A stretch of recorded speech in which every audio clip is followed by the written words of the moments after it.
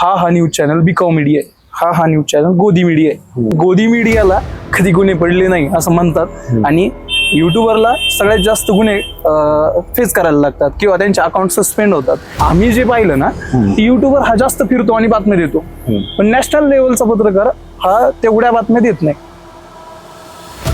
की हल्ली काय होतं की सोशल साईटवर चुकीच्या गोष्टी बघण्याकडे लोकांचा अधिक कल आहे. म्हणजे मी जर एखादी गोष्ट चांगली केली, म्हणजे असं म्हटलं की बाबा आपण कसं वागायला हवं, कसं राहायला हवं, आपण काय करायला हवं, कसं समाज घडवायला हवा, आपण कसं चांगलं वागायला हवं, त्याचे व्ह्यूज बघा तुम्ही. प्रत्यक्षात जो माणूस काम करतो ना, त्याला माहित असतं प्रत्यक्षात तिथे जाऊन काय काय गोष्टी घडतात. की याच्यामध्ये जर चुकीच्या गोष्टी घडत असतील तरच त्याच्यावर बॅन येईल. तसं नॅशनल मीडियाला असं काही करता येतं का, म्हणजे नॅरेटिव्ह सेट मध्ये काम करेल किंवा प्रोपगंडा मध्ये काम करेल? पंतप्रधानांनी त्यांना अप्रिशिएट केलं.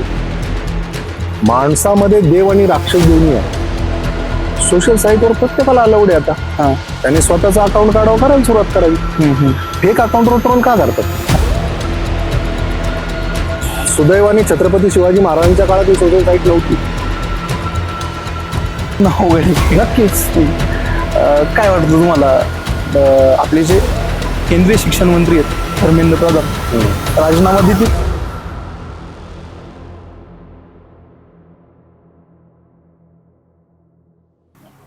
नमस्कार, मी विवेक मेंगडे. खूप दिवसापासून इच्छा होती की पॉडकास्ट सिरीज एक सुरू करायची. आपल्या मी विवेक बोलतोय या चॅनलवरती आज एक पत्रकार यांचा आपण एक पॉडकास्ट घेणार आहे. नमस्कार सर. नमस्कार. आपल्या पॉडकास्टमध्ये अविनाश पवार म्हणून हे NDTV नॅशनल मीडियाचे पत्रकार आलेले आहेत आणि त्यांच्यासोबत आज आपण ज्या गप्पा मारणार आहेत त्या गप्पा तुम्हाला पुढे पाहायलाच भेटतील. तर सुरू करूया. सर, एक नॅशनल मीडिया आणि यूट्यूब चॅनल, जसं आमचा यूट्यूब चॅनल आहे, यामध्ये फरक काय? फरक असा आहे की नॅशनल मीडिया म्हणजे त्याला केंद्र सरकारच्या परवानग्या, सॅटेलाइट परवानगी आणि बाकी सगळ्या नियमावलीमध्ये जाऊन हे चॅनल्स अप्रूव्ह केलेले असतात आणि त्याचा जो एक प्लॅटफॉर्म आहे त्या प्लॅटफॉर्मचं जे काही इनपुट आहे ते केंद्र शासनाकडे असतं. त्याचं संपूर्ण फुटेज जे असतं ते त्यांच्याकडे अवेलेबल असतं, minute to minute, second to second.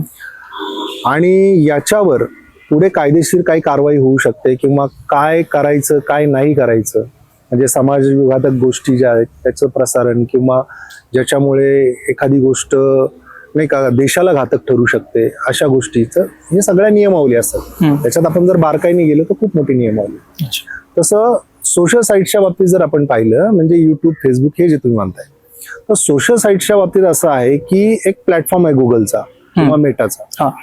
या प्लॅटफॉर्मवर ह्या सगळ्या गोष्टी आहेत आणि त्याला जे रूल्स रेग्युलेशन्स आहेत ते त्या प्लॅटफॉर्मचे आहेत.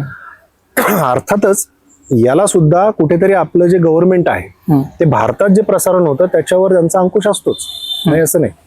त्याचं एक उत्तम उदाहरण म्हणजे जसं टिकटॉक मागच्या काळामध्ये होतं ते बंद केलं गेलं, त्याच्यामुळे काय अडचणी आल्या, तसं याला देखील आहे. पण अद्यापपर्यंत अशी ठोस नियमावली युट्यूब किंवा यांच्या बाबतीत जे चॅनल आपण क्रिएट करतो, आता मुळात याच्या खोलात जर जायचं म्हटलं तर एक युट्यूबचा चॅनल म्हणजे काय, तर आता तू समजा मेंगडे, तुझा एखादा चॅनल तुला उघडायचा आहे, तर तू त्याचा एक मेल ID काढला, त्याच्यातून तू तो क्रिएट केला, त्याच्यातून तू एकदा प्रसारण करायला सुरुवात केली. मग ते तू कसं करतोय ह्याच्यासाठीचे काही ठराविक जी नियमावली आहे तू ती पाळतो की नाही पाळतो हे तुला माहित. जोपर्यंत एखादी गोष्ट अशी व्हल्गर, एखादा रक्तपात, एखादी अशी गोष्ट येत नाही तोपर्यंत तुला तो प्लॅटफॉर्म बॅन करत नाही. हो. किंवा त्याचे रेस्ट्रिक्शन, स्ट्राईक जोपर्यंत लोक टाकत नाही तोपर्यंत ते होऊ शकत नाही.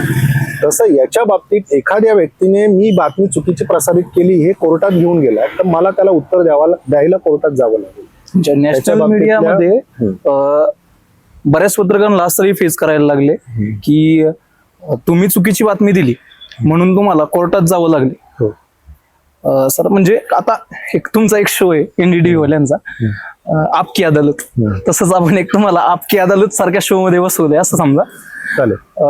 आता सरकारमध्ये एक नवीन, म्हणजे सरकारच्या विरोधात सोशल मीडियावरती एक नवीन वादळ उभं राहिले, जसं कॉक्रोच जनता पार्टी.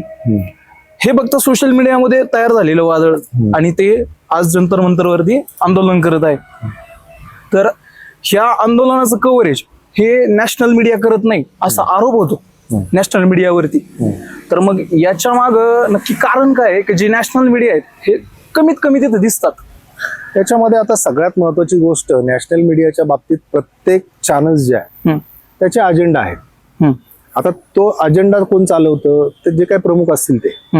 आता याच्या बाबतीत कॉक्रोच जनता पार्टीचं आंदोलन का दाखवलं गेलं नाही किंवा ते दाखवायचं की नाही, याच्या बाबतीतले जे काय आहे हे मानदंड जे लोक ठरवतात प्रमुख, ते अर्थातच त्यांच्या हातामध्ये आहे. आता ते कोणत्या पद्धतीने म्हणजे नियमावली घेऊन कॉक्रोच जनता पार्टी जी आहे, आता जसं तू कॉक्रोच जनता पार्टी हा पक्ष म्हणतोय बरोबर ना, तर तो एक ऑथेंटिक काही घेऊन आलाय का, त्याच्यामध्ये काही नियमावली आहेत का, किंवा केवळ सोशल साईटवर एखादी पार्टी तयार झाली असं होऊ शकतं का, तर ते तपासून पाहणं गरजेचं आहे. उद्या समजा मी बातमी कव्हर करायला जाताना समजा एखादी संघटना आहे, तिचं ऑथेंटिक काय आहे, त्याशिवाय मी तिला संघटना मानायचं का, अशा अनेक गोष्टी आहेत. अर्थातच मी जिल्हा लेवलला काम करतो, ते जे मालक आहेत चॅनलचे ते खूप मोठे आहेत, त्यामुळे तिथपर्यंत माझी पोच नाहीये, परंतु मला जेवढं समजतं तेवढं मी सांगण्याचा प्रयत्न केला. आणि अर्थातच याच्यामध्ये जे काही देशविघातक शक्ती असतील किंवा बाकीच्या गोष्टी असतील याच्यासाठीची काम करणारी एक यंत्रणा असते, त्याच्यामधून फिल्टर होऊन अनेक गोष्टी येत असतात. त्याच्यामुळे अर्थातच जे काही गव्हर्नमेंट असेल, आता हे गव्हर्नमेंट कोण असतं, सत्ताधारी समजा असं आपण थेट म्हणूया, हे सत्ताधारी तुम्ही आम्ही निवडूनच दिलेले असतात ना. आणि हे सत्ताधारी जेव्हा काही गोष्टी रूल्स बनवतात त्याला जे काही लोकसभा राज्यसभेमधून पारित होऊन जावं लागतं, तर त्याच्याच खाली आपण काम करत असतो. अर्थातच लोकशाही जो चौथा स्तंभ आपण म्हणतो तोही त्याच्या खालीच काम करतो ना. त्याला तर बाहेर आउट ऑफ द बॉक्स जाऊन काम करायचं नाही. किंवा हे जे काही तयार होते याच्यामधून काही पुढे त्यांना त्रुटी दिसत असतील तर कदाचित त्याच्या बाबतीत अशा गोष्टी घडत असतील. आता म्हणजे ना एक सोशल मीडियावरती अनेक नवीन नवीन कॅम्पेन रन होतात. जसं आता सोशल मीडियावरती कॉक्रोच जनता पार्टी चालू आहे, असं हे कॉक्रोच जनता पार्टी हे मीडिया कव्हर करण्यामध्ये आता आमच्यासारखा जेनझी तरुण आहे, तो सर्व तरुण एक सोशल मीडियाला एडिक्टेड झालेला आहे.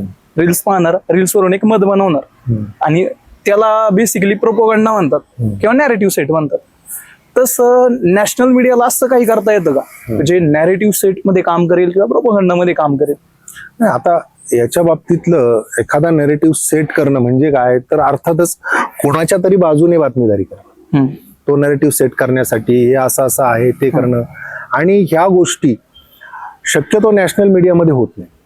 नॅशनल मीडियामध्ये अर्थातच सगळ्या गोष्टींची पडताळणी केली जाते, त्याची सत्यता पाहिली जाते, त्याचा ऑथेंटिक कागद पाहिला जातो, त्यानंतरच त्या गोष्टी घडतात. आता नॅरेटिव्ह सेट करणे हा जो एक शब्द आहे तो कशातून आला, मेंगडेला चुकीचाच आहे असं भासवायचंय, याच्यासाठीची केलेली तयारी. अर्थातच आता जसं आपण म्हणू की त्याला एक मीडिया ट्रायल पण म्हणतात किंवा एखाद्याच्या बाबतीत मीडिया ट्रायल होतो असाही शब्द वापरला जातो, तर त्या गोष्टी होतात असं म्हटलं जातं. परंतु याच्यामध्ये सगळ्यात महत्वाची अशी गोष्ट असते की लोकशाहीचा चौथा स्तंभ म्हणून किंवा ऍज अ एक राष्ट्रीय पत्रकारितेचा घटक म्हणून अशी कोणती गोष्ट करणं चुकीचंच आहे. आणि ते माझ्या मते मी जिथपर्यंत पाहतोय तिथपर्यंत असं कुठं घडलेलं.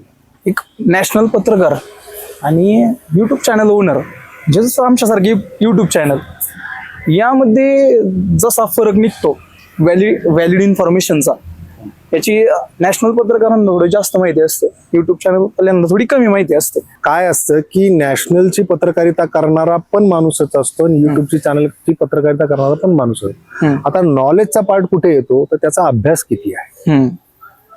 आता असं गृहीत धर की एखादा नॅशनलचा पत्रकार आहे त्याने कदाचित त्याचं वाचन कमी आहे, त्याचा अभ्यास कमी आहे, आणि एखादा युट्यूबवर करतोय त्याचं वाचन खूप आहे, त्याचा अभ्यास खूप आहे, असंही असू शकतं. आणि असे आहेत उदाहरणं, म्हणजे ते मी कमी जास्त मानत नाही. मात्र कसं आहे की युट्यूब चॅनलची पत्रकारिता करताना सध्या स्थानिक लेवलला दुर्दैवाने अशा गोष्टी आढळत आहेत की अभ्यास कमी, त्याच्या कोणत्याही गोष्टी पडताळून पाहिल्या जात नाही, त्या बाबतीतला अभ्यास केला जात नाही, वाचन केलं जात नाही.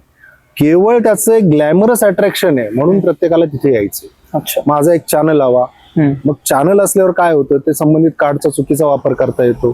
मला कुठेतरी पत्रकार म्हणावं. मग ह्या कॅटेगरीत काय होतंय की मग सगळे अशा पद्धतीने जे येतात त्याचा परिणाम कुठेतरी त्या याच्यावर होतोय, असं माझं मत आहे. म्हणजे बुद्धिमत्ता ही कुणाला पाहून येत नाही, त्या व्यक्तीची बुद्धिमत्ता मुळात असायला आहे. पत्रकार आणि युट्यूबर यामध्ये एक स्पॉन्सरर हे एक कॉमन फॅक्टर आहे. स्पॉन्सरर युट्यूबर हे ग्राउंड लेवलवरती फिरतात. युट्यूबर आणि जे नॅशनल लेवलचे पत्रकार आहेत हे सुद्धा ग्राउंड लेवलवर फिरतात. मग युट्यूबर जास्त कसा फिरू शकतो बरं? म्हणजे आम्ही जे पाहिलं ना की युट्यूबर हा जास्त फिरतो आणि बातम्या देतो, पण नॅशनल लेवलचा पत्रकार हा तेवढ्या बातम्या देत नाही.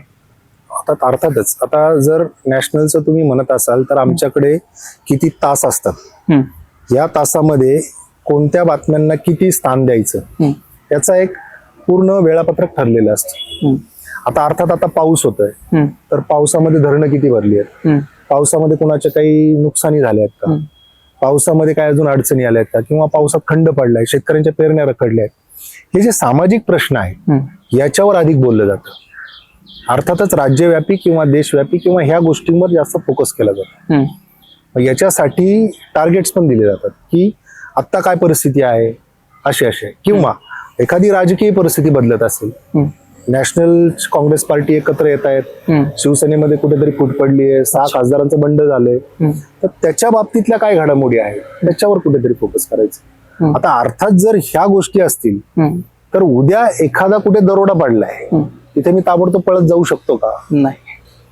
आणि जो युट्यूबर असतो, जो स्थानिक तिथला असतो, त्याच्यासाठी तिथे जवळ गोष्ट असते, तो तिथे जातो, ते कव्हरेज करतो. आता त्याच्यामध्ये पण फरक असा असतो की आमच्याकडे जसं वेळापत्रक आहे त्याच्यामध्ये फास्टला अधिक बातम्या घालवतो आम्ही. त्याला कारण आहे की अधिकाधिक गाव तालुका कव्हर व्हावा, या दृष्टिकोनातूनच ती गोष्ट केलेली आहे की जास्तीत जास्त बातम्या त्याच्यात जाव्यात. पण ते विस्तृतपणे दाखवू शकतो का? तर नाही ना, त्याला वेळेची मर्यादा आहे.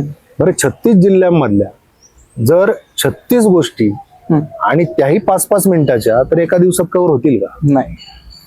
युट्यूबर साठी काय लिमिटेशन आहे का? नाही. मग हा जो फरक आहे त्याच्यामुळे तुम्हाला तसं वाटतं की बाबा युट्यूबर तर सगळीकडे जातोय आणि हे जात नाहीये, तर याच्यामुळे हा फरक जाणवतो. म्हणजे सोशल मीडियामध्ये एक नवीन ट्रेंड आलाय जो प्रत्येक युट्यूबर बोलतो. म्हणजे त्याला असं वाटतं की मी स्वतः पत्रकार आहे आणि तो अशा उलगवण्या किंवा मग अफवा पसरवायला सुरुवात करतो की समजा हा न्यूज चॅनल बिकाऊ मीडिया आहे, हा न्यूज चॅनल गोदी मीडिया आहे. तर मग ही कन्सेप्ट काय, बिकाऊ मीडिया हे का बोलतात, किंवा मग तुमच्या नॅशनल मध्ये हा शब्द प्रयोग कधी पाहायलाच भेटत नाही. गोदी मीडिया म्हणताय किंवा अजून काय अन्य शब्द असतील मला माहित नाही, पण ह्या ज्या गोष्टी कोण करतं चर्चा? हे युट्यूबर जे समजा घरात बसलाय ना, जो सोशल साईट्सवर ट्रोलरची टीम आहे ना खाली, त्यांच्याकडे हे चालू असतं. प्रत्यक्षात जो माणूस काम करतो ना त्याला माहित असतं प्रत्यक्षात तिथे जाऊन काय काय गोष्टी घडतात, प्रत्यक्षात तसं आहे किंवा नाही. आता अर्थातच हे जे काही मीडिया हाऊसेस आहेत ते कुणाच तरी मालकीचे आहेत, त्यांचा अजेंडा आहे. पण जे माझ्यासारखे अनेक पत्रकार आहेत ते त्यांचं काम प्रामाणिकपणे करत असतात. आम्हाला जे दिसतं वास्तव ते मांडण्याचा आम्ही अधिकाधिक प्रयत्न करतो. आता जो ट्रोलर असतो त्याची अवस्था कशी असते माहितीये का? क्रिकेटच्या मैदानात बाहेर बसलेला प्रेक्षक असतो ना, तो नाही का असा बॉल मारायला पाहिजे होता, तसा पकडायला लागत होता, तसं हे करायला लागत होतं, तशी अवस्था आहे.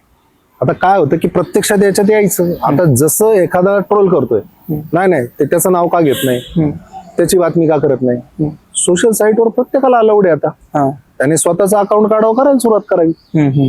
फेक अकाउंटवर ट्रोल का करतात? अच्छा, म्हणजे जास्त करून ज्या कमेंट्स पाहतो त्या फेक अकाउंटवरनं जास्त कमेंट येतात. आता म्हणजे समजा हा पॉडकास्ट जरी आउट झाला तरी फेक अकाउंटवरनं कमेंट येणारच. हो, हाच तर फरक आहे ना, की प्रॉब्लेम तिथेच आहे. आणि काय होतंय की या सोशल साईटमुळे अर्थात फायदे होत आहेत पण नुकसान अधिक होत आहे असं मला वाटतं. अर्थातच आपल्याला लहानपणी सुद्धा आम्ही जेव्हापासून शाळेत निबंध लिहायचो त्याच्यामध्ये अनेक गोष्टींच्या बाबतीत होतं की एखादी गोष्ट शापकी वरदान, म्हणजे ती जी गोष्ट असते ती कोण कसं वापरते ना याच्यावर त्याचा युजफुलनेस हा अवलंबून असतो. मग आता सोशल साईट हे अर्थातच चांगलं माध्यम आहे ना लोकांचं कॉन्टॅक्ट सामाजिक एखादी गोष्ट घडवायची असेल, आता जसं आपल्या जवळचं एक उदाहरण पाहूया, जुन्नर तालुक्यामधले रमेश खारमाळे. गेल्या अनेक दिवसांपासून ते दाम्पत्य, त्यांचं अख्खं कुटुंब वृक्षारोपणासाठी ऑक्सिजन पार्क डोंगरदऱ्यामध्ये जाऊन खणतायत, ते रात्रंदिवस कष्ट घेतायत, झाडं जगवतायत, एवढं मोठं हे चळवळ उभी करतायत. चळवळ म्हणजे इन द सेन्स ते स्वतःच करतायत फक्त, म्हणजे स्वतःच्या कृतीतून दाखवून देत आहेत. बरोबर. आणि त्यांनी एक जुन्नर भटकंती किंवा अजून त्यांची एक साईट आहे काहीतरी, ते स्वतः त्या सोशल साईट्सवर सगळ्या गोष्टी टाकत असतात. याच्यामधून ते काय प्रयत्न करतायत? समाज जागृतीचा प्रयत्न करतायत. चांगला प्रयत्न आहे ना. पंतप्रधानांनी त्यांना अप्रिशिएट केलं. म्हणजे सोशल साईटचा एक चांगला वापर पाहूया आपण. तसं हे जे ट्रोलर टीम आहे ती काहीतरी चुकीचं करते. मग आता जी गोष्ट आहे ती चांगली आहे, पण त्याचा वापर कोण कसा करतोय याच्यावर सगळ्या गोष्टी अवलंबून आहे. म्हणजे एक बघण्याचा दृष्टिकोन आहे जो ते बदलायचा प्रयत्न करतात किंवा आपण एक बदलायचा प्रयत्न करतो. निश्चितच. आता काय होतं की माणूस म्हटलं ना की त्याच्यामध्ये दोन्ही प्रवृत्ती येतात. माणसामध्ये देव आणि राक्षस दोन्ही आहेत. त्याच्यातली आपली देव प्रवृत्ती जागवायची की राक्षस प्रवृत्ती हे प्रत्येकाच्या हातामध्ये आहे. त्याच्यामुळेच आपण पाहतोय की समाजात ज्या काही चुकीच्या गोष्टी घडतात त्यांची राक्षसी प्रवृत्ती आहे, आणि समाजात चांगली जी गोष्ट घडते त्यांच्यामध्ये ती देव प्रवृत्ती आहे. चांगलं आणि वाईट आपल्यामध्ये भरलेलं आहे, त्याच्यातनं काय डेव्हलप करायचं हे आपल्या हातात आहे ना. म्हणजे आता एक नॉर्मल कन्सेप्ट आहे जी नॅशनल मीडियामध्ये रन होते की जी ड्राफ्टिंग असते त्यावरती बातम्या जास्त चालतात असं म्हणतात. आणि युट्यूबवरती जे ड्राफ्टर आहेत ते दिलखुलासपणे शिव्या वगैरे देतात, आणि नॅशनल मीडिया यांना निर्बंध असतात. तर मग युट्यूबर जास्त फेमस होतात आणि नॅशनल मीडिया कमी फेमस होतात. ह्या मागचं कारण कसं आहे? नाही, त्याच्याकडे मी असं बघतो की हल्ली काय होतं की सोशल साईटवर चुकीच्या गोष्टी बघण्याकडे लोकांचा अधिक कल आहे. म्हणजे मी जर एखादी गोष्ट चांगली केली, म्हणजे असं म्हटलं की बाबा आपण कसं वागायला हवं, कसं राहायला हवं, आपण काय करायला हवं, कसं समाज घडवायला हवा, आपण कसं चांगलं वागायला हवं, त्याचे व्ह्यूज बघा तुम्ही, अत्यल्प असतील. आणि मी काहीतरी असं फार एखाद्याला शिव्या दिल्यात, एकदम असं रॅश बोललोय, त्याचे व्ह्यूज बघा. अर्थातच ते जास्त निघतात. कंटेंट सुद्धा तुम्ही बघा, अश्लील कंटेंट बघा, एखादा मारामारी बघा, कुणी कुणाच्या डोक्यात दगड घातलाय, काय फुल कंटेंट चांगलं. आणि तेच जर समजा आपण काहीतरी कोणी चांगलं केलंय असा कंटेंट टाका, त्याला किती व्ह्यूज मिळतात. मग आता याच्यामध्ये नक्की कोण चुकतंय हे अभ्यासाचा भाग आहे. म्हणजे मीडियामध्ये बातमीदारांना कॉक्रोच जनता पार्टी हे सरकारचं आव्हान वाटतं की एक चान्स वाटतो सरकार पलटी करण्याचा? नाही बाबा, कॉक्रोच पार्टी मी जसं पहिलं पण म्हटलं की सोशल साईटवर एखादी चळवळ उभी राहते. आता मला सांगा की ठीक आहे, सुदैवाने छत्रपती शिवाजी महाराजांच्या काळात ही सोशल साईट नव्हती, नाहीतर मग सोशल साईटवरच सगळं उभं राहिलं झालं असतं.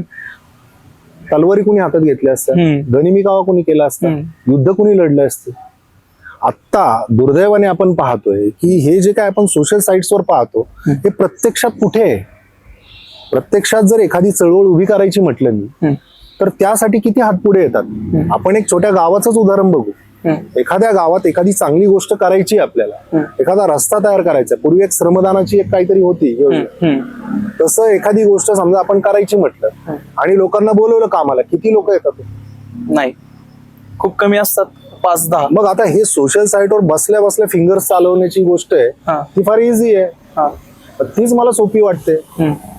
एखादा पक्ष तयार करण्याकरता आता कॉक्रोच जनता पार्टीला सपोर्ट मिळतोय तर मिळतोय, लोकांच्या मनात तीव्र भावना आहेत का? आहेत. लोकांमध्ये संताप आहे का? आहे.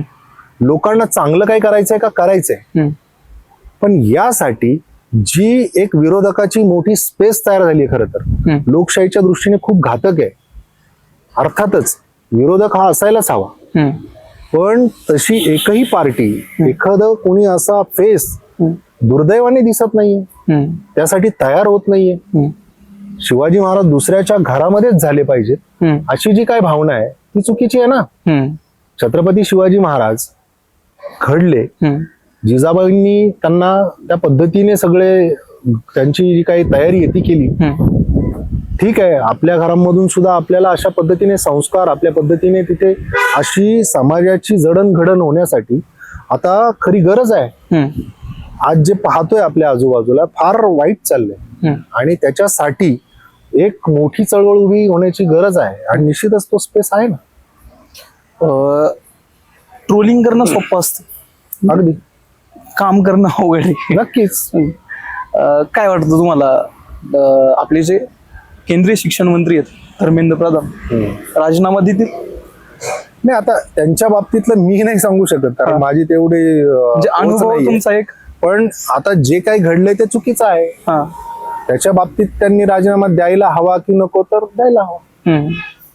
असं जर गोष्टी घडत असतील, कारण नीटसाठी किंवा आयुष्यभर जे विद्यार्थी तयारी करतात आणि अशा शिक्षणाच्या सारख्या क्षेत्रामध्ये जर अशा चुकीच्या गोष्टींचा जर शिरकाव असेल तर ते नाही व्हायला पाहिजे. ते वाईट आहे, चुकीचं आहे. कारण शिक्षणासारखं पवित्र क्षेत्र आहे ज्याच्यामधून देशाची सुद्धा जडणघडण होत असते, त्याच्यामधून अनेक लोक तयार होत असतात.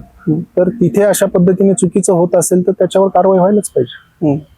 म्हणजे नाही का, नॅशनल मीडिया म्हणजे गोदी मीडियाला कधी गुन्हे पडले नाही असं म्हणतात, आणि युट्यूबरला सगळ्यात जास्त गुन्हे फेस करायला लागतात किंवा त्यांचे अकाउंट सस्पेंड होतात. इव्हन आम्ही ज्या चॅनलवरती काम करतो तो एक सोशल मीडिया चॅनल आहे, त्याला सुद्धा सस्पेंड व्हावं लागले 4 दिवसांसाठी. आता पुन्हा आपला तो जो प्रश्न आहे त्यालाच रिलेट हा प्रश्न आहे की याच्यामध्ये जर चुकीच्या गोष्टी घडत असतील तरच त्याच्यावर बॅन येईल. आता दुसरी एक गोष्ट मी सुरुवातीला बोललो होतो की हे जे प्लॅटफॉर्म्स आहेत हे कुणाचे आहेत, तर ते परदेशात आहेत. तो मेटा असेल, गुगल असेल, ते त्यांचे काय रिस्ट्रिक्शन्स असतील त्यांना माहिती. आणि राहिला आपल्या देशाचा प्रश्न, तर तुम्ही जे म्हणताय गोदी मीडिया नाव देताय त्याला, परंतु माझं असं मत आहे की मी सुरुवातीला पण सांगितलं की कायद्याच्या चौकटीत राहून लोकशाहीच्या स्तंभाला पण काम करावं लागतं. त्याच्यासाठी काय असे स्पेशल नियम नाही बनवले किंवा आम्ही काय वेगळे अलायन्स नाही होत बाहेरच्या परग्रहावरून आलेले, त्यामुळे वेगळं काहीतरी असं अपेक्षित ठेवलं. आम्ही सुद्धा या समाजाचे घटक आहोत आणि आम्हाला सुद्धा आमच्या समाजाचे नियम लागू होतात. त्यामुळे जे कोणी सोशल साईट्सचे आहेत त्यांच्यावर गुन्हे दाखल होतात, यांच्यावर होत नाही असं मी म्हणणार नाही. कारण आमच्या सुद्धा क्षेत्रामध्ये अनेक लोक आहेत ज्यांनी हे सहन केले, त्यांच्यावर गुन्हे नव्हे तर त्यांचे खून झाले, त्यांना त्रास झालाय, त्यांना अनेक गोष्टींमधून जावं लागले. हे त्रास आम्हालाही सहन करावे लागले. दोघांना म्हणजे दोन्ही मीडियामध्ये ना एक स्पॉन्सर एक कॉमन गोष्ट आली, तर त्या स्पॉन्सरमध्ये नॅशनल मीडिया ही जास्त खर्चित कामं आहेत. जसं की आज पुणे जिल्ह्यामध्ये तुम्ही काम करता किंवा दुसऱ्या एखाद्या जिल्ह्यात अजून कुणी काम करत असेल, यांचे जे पगार वगैरे सगळी कॉन्सेप्ट आहे, त्यांची सॅलरी, त्यांना मेंटेनन्स येतो कंपनीचा, ऑफिस असतं, तर मग हे भागवण्यासाठी नॅशनल मीडिया कशी काम करतात? अर्थातच जो कोणी करतो, एखादी कंपनी आहे शेवटी, ती कंपनी जर काम करते त्याच्यामध्ये किती वर्कर्स आहेत, काय स्टाफ आहे, त्यांचं जे काही मेंटेनन्स आहे ते सगळंच पाहावं लागतं. आणि अर्थातच मी जसं म्हटलं केंद्र शासनाकडून लायसन्स घेऊन नंतर या सगळ्या गोष्टी केल्या जातात. त्याचे सॅटेलाइटचे परमिशन्स असतील, बाकीच्या गोष्टी असतील, याच्यासाठीचा जो काही खर्च आहे त्याचा जो आवाका आहे त्याची कॅपॅसिटी बघूनच लायसन्स दिलं जातं. त्यासाठीची एक अनामत रक्कम पण घेतली जाते.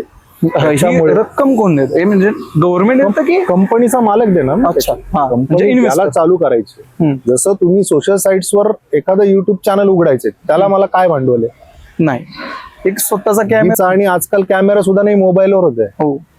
आणि मग त्याचं जर समजा 0 बजेट आहे आणि जे लोक कंपनी उभारून बसले तर त्यांना त्या याच्यातूनच जावं लागेल ना.